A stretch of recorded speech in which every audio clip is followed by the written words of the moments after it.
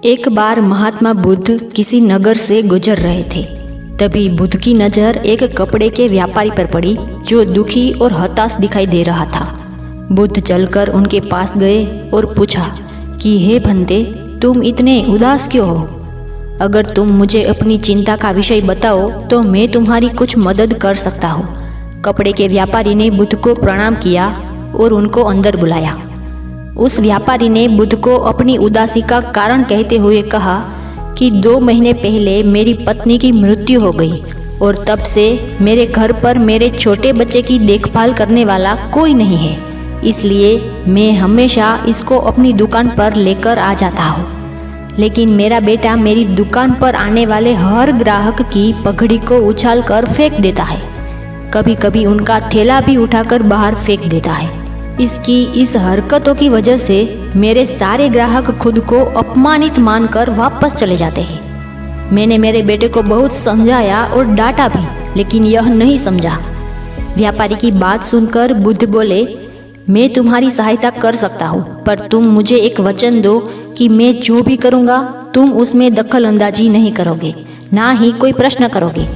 व्यापारी बुद्ध को वचन दे देता है।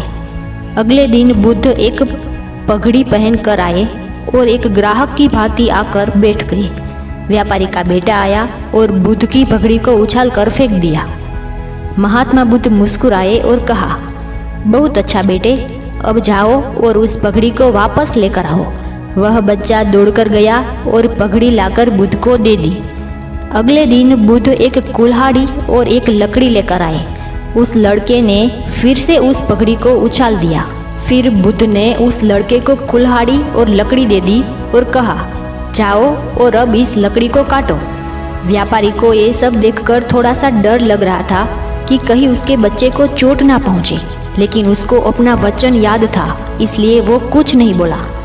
7 दिन तक महात्मा बुद्ध कोई ना कोई नया काम लेकर आते और उस बच्चे से करवाते, और देखते देखते वह बच्चा भूल गया कि उसको किसी की पगड़ी उछालनी थी।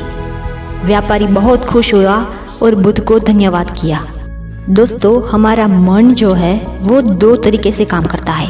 पहला, मन खुद अपने हिसाब से काम करता है, और दूसरा, मन को हम अपने हिसाब से काम करवा सकते हैं।